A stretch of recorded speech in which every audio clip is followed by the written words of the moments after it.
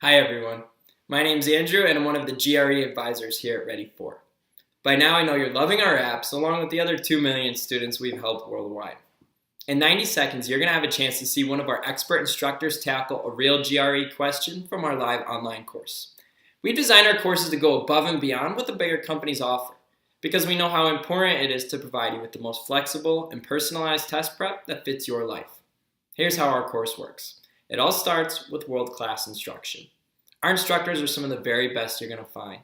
They all have scores in the 99th percentile on their GRE, thousands of hours of experience teaching with major test prep companies, and they've all graduated from top universities. They're going to cover every topic you need to know to crush the exam, across verbal, quant, and analytical writing. In addition, you're going to get lifetime access to all the recordings after every live session. This is a huge feature for students who might not be able to attend every single session, or students who like to dig a little bit deeper at their own pace. You'll even have weekly office hours, a chance for you to work a little bit more closely with your instructor in the areas that you need more help. We're here to guide you every step of the way as you prepare for the test. And while you're learning with us, you'll have a chance to take full advantage of our award-winning study tools. When you sign up for our course, you'll get full lifetime access to our top-rated mobile and web apps, including over 1,000 practice questions, hundreds of concept flashcards, hours of video explanations, and through our web simulator, 7 full-length computer adaptive tests. All of this is aided by our patented score predictor that's going to help you track your progress.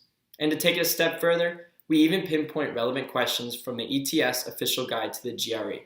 We send copies of the guide to all of our students who don't have one. Our course is going to save you time, it's going to save you money, and we're going to put you on a rigorous, comprehensive study plan that's going to set you up for success in achieving your target score, all backed by our readiness guarantee. And now I'm going to pass things over so you can see one of our expert instructors in action. Here's what we're going to do. I'm going to read this quickly, and then in the way that I read it, and then I'm going to open it up to a poll, where you are going to answer the question. So listen for the main idea. Since the Earth's moon is not quite round like most other moons are, okay, it's like oblong or something, something must have occurred during its initial formation to result in its non-centered mass and height, to result in its screwiness. The moon is a little screwy. Debates proliferate, there are a lot of ideas, regarding what sort of event might be responsible for the moon's non-spherical screwiness. Some geologists guess, that the moon absorbed a smaller companion moon before its fully crust was formed. Gross. Yet this scenario, while dramatic, is inconsistent with models that take into account the moon's mass and shape before multiple later impacts formed several enormous craters. So poo-poo on the moon absorbing a smaller moon in some sort of gross, like, combination of moons. Weird.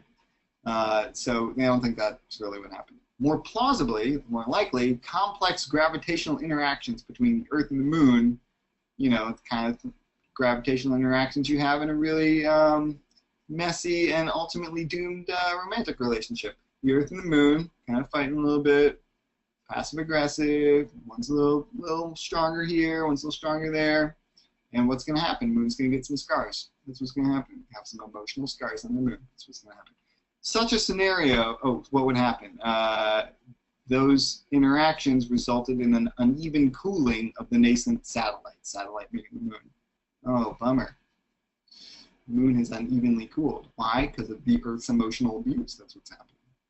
Such a scenario would also call for a gradual reorientation of the moon's polar axis to its present angle from an original axis. The moon tilts a little bit. Why? Because it's screwed up a little bit now. It's the Earth's fault. With a difference of about 36 degrees, a shift concurrent with its shape change. It changed its shape, so it changed its axis. That's always how it goes. Huh, interesting. What's the main idea? I'll give you 30 seconds to read through those answer choices, and then I'm going to open a poll. A plurality of you, though not a majority of you, got it right. It is B. The author of this passage is mainly focused on what? Exploring various methodologies used to evaluate theories? No. What's a methodology used to evaluate a theory? Well, how'd you get that theory? Did you use a telescope? Did you use like some moon samples? Did you use testimonial from God or something? I don't know. That's not what it's doing. It's evaluating different theories. B says exploring some different theories. That's exactly right. C, determining the extent to which a second moon. No, they dismissed that. D, resolving a debate about the existence of a shift in the moon's polar axis. No, that's not the main point. It talks about the existence of this shift in the moon's polar axis at the end, but that's not the main point. E, resolving a debate. It doesn't resolve anything. It's talking about different theories for why the moon is so messed up. And B is the answer. Any questions on that? Any questions? All right, let's keep moving. Wrong answer types. There are a lot of wrong answers on the GRE.